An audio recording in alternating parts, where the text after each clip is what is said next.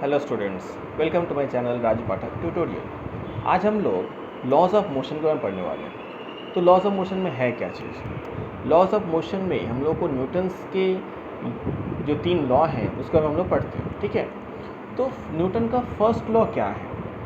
Newton का first law में बोला हुआ है कि if an object is at rest it will remain in rest, and if it is in state of motion it will tends to remain in motion.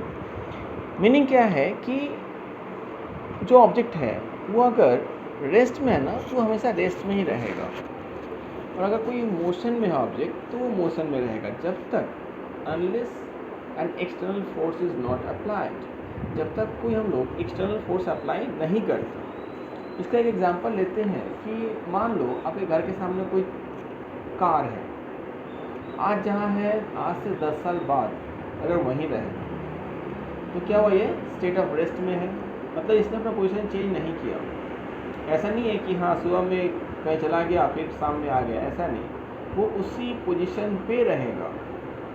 इसका best example होता है कोई भी एक ट्री का, क्योंकि आपके घर के सामने जो ट्री है, जो भी पेड़ है, वो अपना पोजीशन चेंज नहीं करेगा। और आपके सामने अगर कोई घर के सामने कोई साइकिल या कोई भी मूविंग ऑब्जेक्ट है, वो क्या होगा कि वो धीरे धीरे अपना पोजीशन चेंज करेगा। हो सकता है कोई कहीं लेके चला गया तो पोजीशन चेंज कर दिया।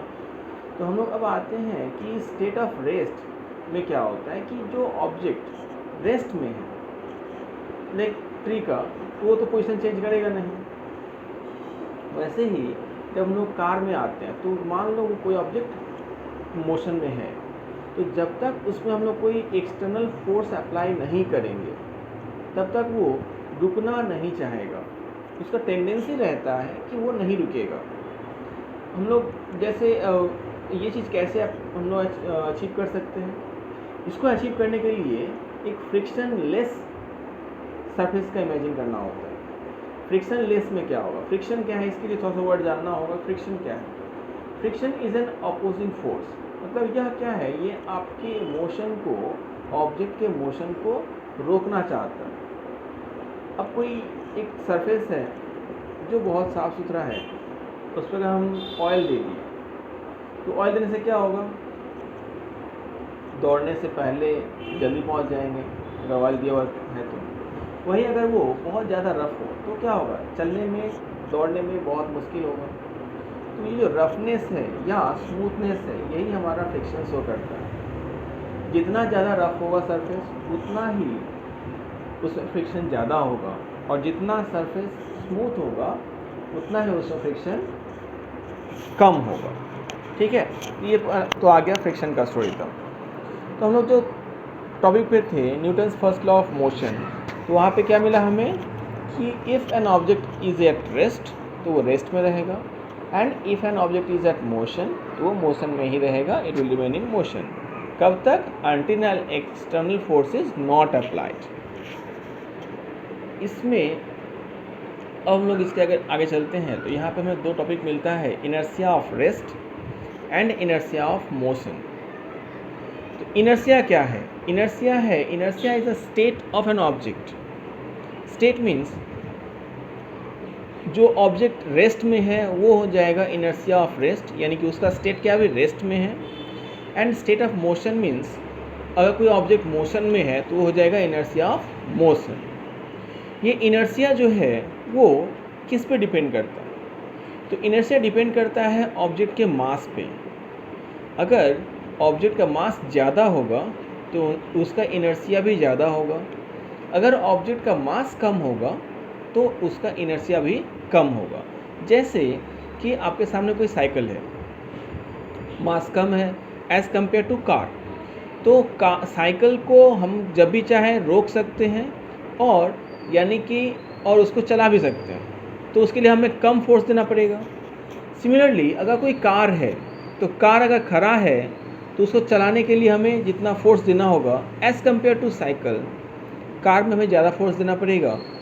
सिमिलरली अगर कोई मूविंग कार है तो उसको रोकने के लिए हमें स्टॉपिंग फोर्स भी ज़्यादा देना पड़ेगा। तो ऑब्जेक्ट को चलाने के लिए या उसको रोकने के लिए हमें जो फोर्स अप्लाई करना होगा वो किस पे डिपेंड कर रहा है? ऑब्जेक्ट के मास पे। लाइटर ऑब्जेक्ट है तो मास तो हमें फोर्स कम अप्लाई करना है, और हेवियर मास है अगर हेवियर ऑब्जेक्ट है तो हमें फोर्स ज़्यादा अप्लाई करना पड़ेगा। ठीक है, तो यही होता है, इसी से हम लोग बोल सकते हैं कि inertia depends on its mass. तो इनर्शिया ऑफ रेस्ट क्या है? इनर्शिया ऑफ रेस्ट ये एक ऑब्जेक्ट का प्रॉपर्टी है जिसमें ऑब्जेक्ट क्या चाहता है कि वो अगर रेस्ट में है ना तो वो रेस्ट में ही रहेगा, वो चेंज करना नहीं चाहता। जैसे अब तुम्हारे कोई लेथर्जिक फ्रेंड्स होंगे, एक बार बैठ गए तो जल्दी से चला नहीं चाहते, तो ये हो इसका एग्जांपल हम ले सकते हैं कि इनर्शिया ऑफ रेस्ट में ये है। अब उसमें अगर कोई बहुत ही वीक टाइप का कोई है या दुबला पतला कोई है, तो स्किनी टाइप का कोई अगर बॉडी वाला हो तो उसको हम लोग हल्का सा पुश कर दे तो तुरंत चल पड़ता है। लेकिन वही है कोई हो जाता है कोई क्लास में जिसका वेट कुछ ज़्यादा है as compare to other ones, तो उसको मूव कराना थोड़ा टफ हो जाता है। ऐसा सबके क्लास में होता ही होगा। तो यहाँ से हम लोग इनर्शिया ऑफ रेस्ट और इनर्शिया ऑफ मोशन का स्टोरी पढ़े। ठीक है, अब आता है हम लोग का फोर्स। फोर्स क्या है?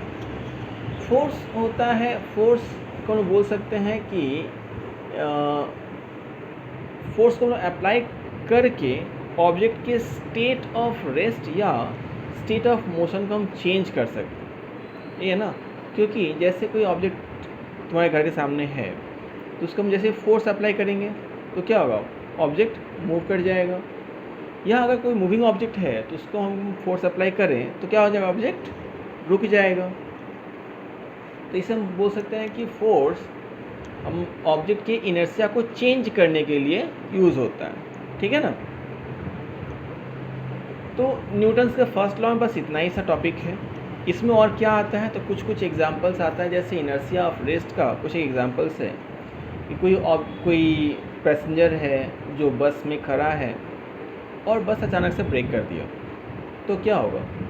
तो देखो, जब जो पैसेंजर जो खड़ा था ना बस में और बस चल रहा है, तो बस जैसे ही ब्रेक करेगा तो उस बस के कांटेक्ट में पैसेंजर का कौन सा पार्ट है, उसका पैर। तो पैर कांटेक्ट में था तो जैसे ही बस रुकेगा तो उसका पैर भी रुक गया।